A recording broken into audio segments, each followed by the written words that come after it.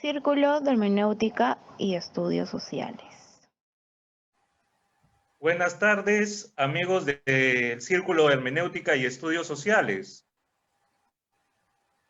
Tenemos a continuación, siguiendo con nuestras ponencias, al ponente Ricardo David Mayo Castillo, que nos viene desde Colombia, de la Universidad del Atlántico, y tiene grado profesional, ¿no? Es estudiante del 7º semestre de Filosofía y del 5º semestre de Derecho. En esta ocasión, Ricardo David Mayo nos trae la conferencia titulada El dispositivo de securitario y las cesantías. Está de más decir que nos sentimos muy halagados y por recibirlo acá en el Círculo Hermenéutico, ¿no? Y seguramente su aporte será muy interesante. Ricardo Mayo, la pantalla es tuya. Muy buenas tardes, muchas gracias. Como ya me presentaron, soy Ricardo Mayo y vengo a exponerle la presente ponencia. Primero voy a decirles la hipótesis del trabajo, para después ir contextualizando qué son las cesantías, dado que el concepto es jurídico y pertenece a la normatividad colombiana, y después ir exponiendo su advenimiento, su trasegar y la relación securitaria con el dispositivo Foucaultiano. Entonces, la hipótesis, o más bien, la hipótesis de trabajo es investigar el carácter social y biopolítico que poseen las cesantías, su origen y el discurrir en el que trasegaron estas a lo largo del siglo XX, examinando, empero, acontecimientos anteriores pero de amplia relevancia para la carácter social de las cesantías. Se revisarán la reforma constitucional del 36, de 1936, la ley de 1945 y de forma un poco más sucinta el decreto 3118, con la finalidad de mostrar el carácter social y biopolítico de las cesantías. Entonces, las prácticas de protección económica y códigos sanitarios para aquel que encuentra cobijado bajo el carácter social de las cesantías, permite que la persona que ha quedado en un lucro cesante se le ejerza un conjunto de prácticas de protección sobre la vida misma de dicho sujeto. Dichas prácticas de protección tienen como fin no poner en desmedro ni en riesgo la variación económica del sujeto laboral. Entonces comenzaré explicando qué son las cesantías. Para las cesantías en Colombia son una prestación social, la cual busca en sí mismo proteger al sujeto laboral o al empleado que se encuentra en un estado de desempleo debido a la inmediata culminación de su vinculación laboral. Puede entenderse con esto entonces que la prestación se convierte en una medida contra riesgos que posee el empleado y a la cual puede acceder en el momento en que se encuentra en un estado de lucro cesante debido a la finalización de su vinculación laboral. La obtención de dicha prestación se ejecuta en metálico y se realiza por el tiempo laborado por la misma persona.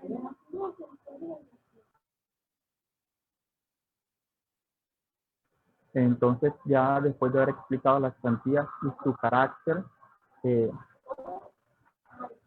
de prestación social, en la medida en que como medida de cuidado de protección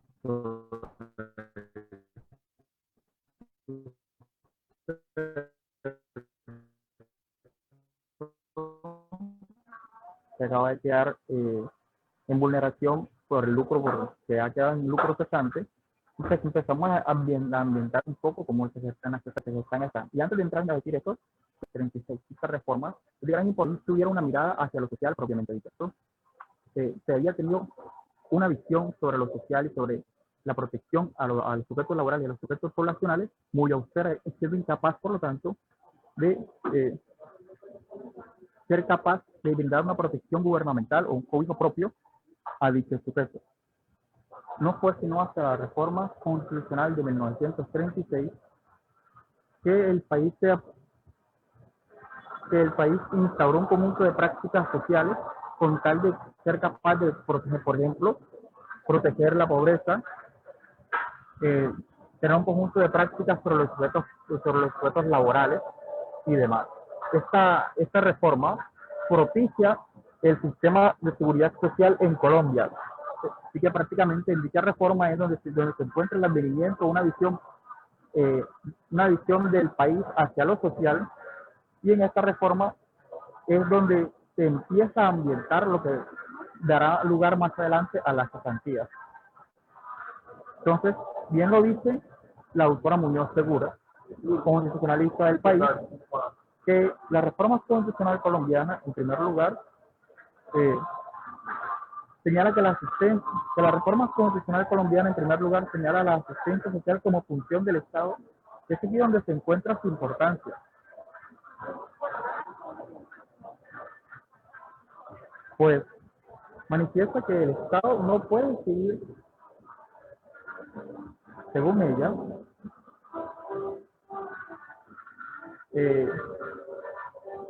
no puede seguir siendo un observador pasivo de los problemas sociales, sino que por el contrario debe ser partícipe de ellos, no como agente de represión, sino como pieza de solución. Que significó, en primer lugar, reconocer la existencia de problemas sociales, pero además, en esto, la necesidad de la participación estatal en su solución. Entonces vemos cómo el Estado empieza a funcionar como medio o agente social y con un conjunto de ejerciendo prácticas de cuidado. Entonces se estataliza, se gubernamentaliza lo social y la protección de esta en Colombia hasta este momento. Ya en la ley 6 de 1945 se empiezan a dictar las disposiciones de lo que vendría a ser las cesantías o el auxilio al cesante, del cual busca cubrir un salario de remuneración por los servicios prestados por medio de la persona en el tiempo de vinculación laboral que tuvo, y esta busca en sí mismo proteger al sujeto cesante.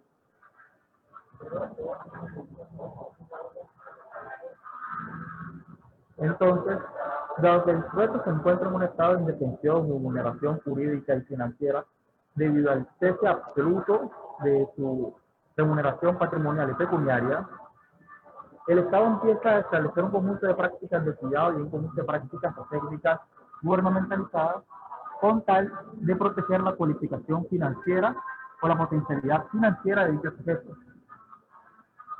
De esta forma, entonces, se instaura una prestación social cuyo objeto o finalidad es proteger al trabajador que ha quedado desamparado. Dicha prestación a cargo del empleador, no del trabajador, obviamente, y empieza a ser tocada desde el momento en que se instaura, desde el momento en que se inicia la relación laboral. Más adelante, la cesantía, el Estado va a encontrar que las instituciones o las empresas que debían causar dicha prestación social o dicha prestación empiezan a incurrir en deudas sobre la misma en la medida en que se encuentran que no desean protegerla en sí misma, sino que empiezan a causar, no empiezan a causarla de forma continua mensualmente, sino que lo hacen a la finalización de la vinculación laboral del trabajador, lo cual empieza a generar un déficit, un hueco patrimonial en las empresas. Entonces el Estado instaura, ya estatalizando de una forma mucho más amplia, un conjunto de medidas de cuidado, ya no solo sobre el sujeto cesante, sino sobre la economía patrimonial de las empresas, y creando un conjunto de prácticas en las que fuesen las empresas capaces de solventar dicha prestación social y dicha medida patrimonial. Entonces, el Estado instaura el ICSS, el Fondo Nacional de Ahorro, en la medida en que este permite que las empresas solventen las deudas que tenían y empiecen a causar obligatoriamente de forma mensual la contraprestación social que generan las cesantías. Entonces, podemos ver ya que en esta reforma ya el Estado, además de encargarse normativamente de instaurarlas, también estataliza el conjunto de prácticas que se deben seguir y cómo se deben causar, y además de eso, con estas mismas, como por ejemplo la adquisición de bienes inmuebles, como las casas, con tal de promover al sujeto laboral, primero que compre este tipo de bienes inmuebles, y dos, a que se encuentre cobijado bajo un lugar completo de cobijo. Y entonces empezamos a ver en las cesantías un aparato securitario en la medida en que dicho auxilio funge como respaldo, cuidado financiero a la vulnerabilidad financiera que atraviesa el individuo que es creado en lucro cesante. Entonces, se da un ejercicio gubernamental que busca propugnar un conjunto de condiciones necesarias para controlar el azaroso medio que se establece sobre el sujeto. Dicho medio se controla por medio de la focalización de esta prestación social, y además de eso busca ejercer un conjunto de prácticas necesarias para solventar dicho ejercicio, dicho medio para evitar la indefensión económica del sujeto laboral. Entonces, el Estado, en un ejercicio racional y científico de la práctica de gobierno, impela el uso, como ya se ha dicho, de los medios de cuidado a distancia sobre la población por medio de primero por medio de ejercicios normativos, ejercicios de reforma, y después por medio de ejercicios institucionales. Dichos medios de cuidado se ejercen ya no sobre los espacios individuales de los sujetos en sí mismos, sino sobre un conjunto poblacional que en esta medida son aquellos que quedan en lucro cesante. Y de esta forma el devenir aleatorio y contingente que se hacía sobre la población que se encontraba en dicho estado se encuentra absolutamente cercenado o disminuido a la menor medida lo posible. Entonces el Estado empieza a instaurar un conjunto de prácticas de cálculos de riesgo y cálculos sobre riesgo para ejecutar este tipo de acción. Empieza a mirar en qué medida le beneficia a él que el sujeto no se encuentre en lucro cesante, no se encuentre en un estado de indefensión económica, debido a que el Estado ha invertido un conjunto de activos sobre el sujeto para llevarlo a la condición laboral. Y que el sujeto se encuentre en un desmedro de esta misma le contrapone al Estado una medida riesgosa. Entonces el Estado ejerce un conjunto de prácticas de cuidado para proteger el activo al activo en el que había invertido tanto tiempo, por ejemplo, desde la gestación misma del sujeto hasta el devenir continuo de este como sujeto laboral. Entonces, de esta forma, el Estado es capaz de analizar los riesgos y ejerce cálculos estadísticos para proteger su patrimonio o capital humano. Las contingencias que pudieran acaecer sobre la población y los costos de tales operaciones de cuidado, de tales operaciones, quedan cercenados.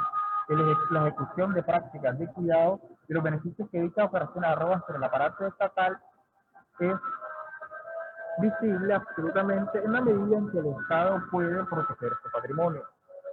De forma se tiene un control a distancia y efectivo sobre la fuerza laboral que compone el Estado. Al cercenar nosotros, por ejemplo, en gran medida el azaroso devenir que se ciñe sobre la especie humana, se instaura un dispositivo securitario que permite un uso eficiente de la razón económica de los sujetos laborales. Podemos ver entonces que al final, en el fondo, la cuestión de este tipo de gestión gubernamental sobre la especie humana es en sí misma económica. La relación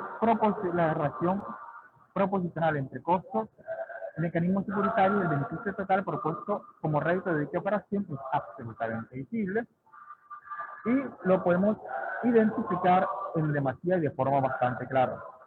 Así el Estado ve a la población, como yo te digo, como un activo más o como un capital más con el cual asegurar los medios económicos de dicho Estado. El Estado entonces entra en una posición de controlar el ambiente ecológico en el que se encuentra consumida la población para evitar cualquier medida o modalidad de emergencia que se geste sobre el territorio nacional.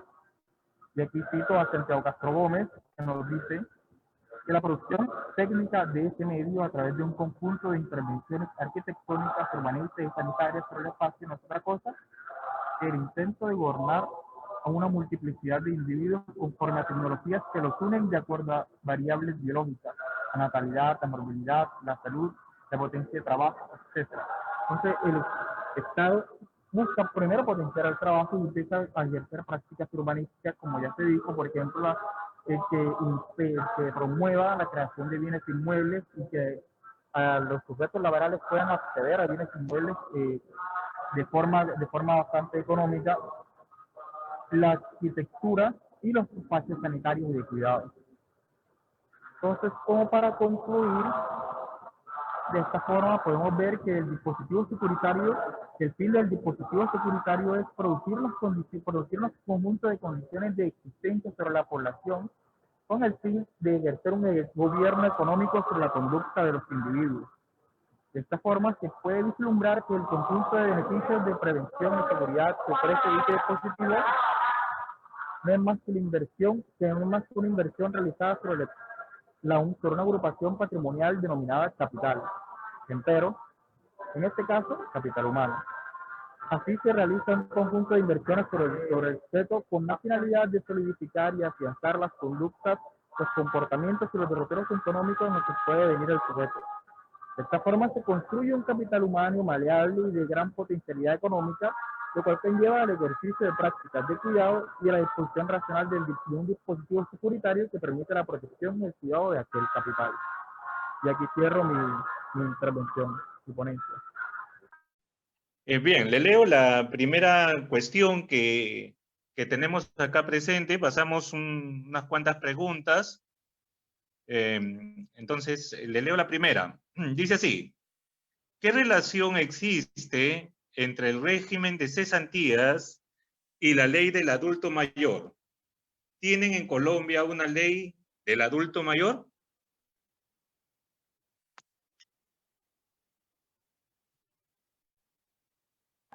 Pues primero habría que aclarar si con la ley de adulto mayor se refieren a aquella contraprestación económica mensual que se le da al adulto por haber ejecutado un conjunto de unos años de trabajo como contraprestación económica de dichos años. Si allá en Perú es lo mismo, es eso, entonces aquí en Colombia, por ejemplo, sí la hay, que se llama jubilación.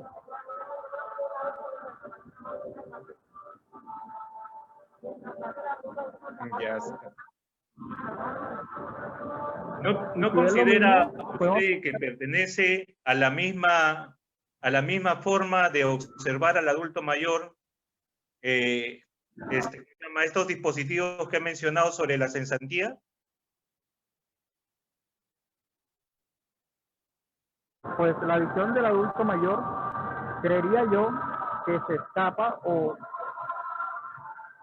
escapa en cierta medida de la visión completamente económica que se acaba de dar en la medida en que el Estado busca proteger el capital humano. Pero por el contrario, vemos que hay un conjunto de prácticas de cuidado sobre aquel sujeto que antes era laboral. El adulto mayor ya no tiene una potencialidad, una cualificación económica como lo tiene un sujeto que acaba de quedar en lucro cesante debido a la terminación de su vinculación laboral. El Estado, a los sujetos que quedan en lucro cesante, lo que trata es de promover esa potencialidad económica, brindándolos de cobijo y dándoles una prestación económica mensual para que encuentren un trabajo lo más pronto posible y también para que no queden en una indefensión social y económica en este momento. Pero las prácticas de adulto mayor no buscan o promueven que el adulto entre otra vez al campo laboral, sino que se vea cindido en completud de eso. Y no le preguntaba si en realidad tu conclusión había sido a la pregunta planteada, que realmente los cesantes, la institución que gobierna estas cesantías, sería un instrumento biopolítico del Estado. Exactamente, el Estado estataliza, gubernamentaliza un dispositivo securitario por medio de las cesantías con el cual busca proteger y proteger la cualificación, la cualificación económica y laboral del sujeto que acaba de quedar cesante. Creo que esa sería como la tesis básica del trabajo, de la investigación. Entonces, concretamente hablando, no buscarían el cuidado, no propiamente, sino son una especie de dádivas, de beneficencia. ¿Cuál es el objetivo del Estado en este caso? El objetivo del Estado en sí mismo actualmente es proteger al sujeto para que aquella inversión que hizo en un principio, por ejemplo, promoviendo la educación de dicho sujeto por medio de primaria pública, por medio de educación escolar pública, por medio, por ejemplo, de una universidad pública, por medio de aquellos beneficios que le da el Estado o aquellas prestaciones sociales que le da el Estado a las personas universitarias, por ejemplo, no se pierda ni tampoco quede en desmedro, sino que el sujeto, pese a que acaba de culminar su vinculación laboral, siga todavía teniendo sustento, siga todavía teniendo salud, siga todavía teniendo un montón de cosas más, para que lo más rápido posible, una medida lo más rápido posible, vuelva a entrar otra vez en el campo laboral y vuelva a reproducirse como capital humano y como razón económica. Entonces el Estado busca capitalizarse con humanos productivos. Y para ello utiliza el método de las cesantías. Exactamente. Una pregunta más, señor Ricardo Mayo. ¿Esto crea una subjetividad en el hombre económico que sufre la cesantía?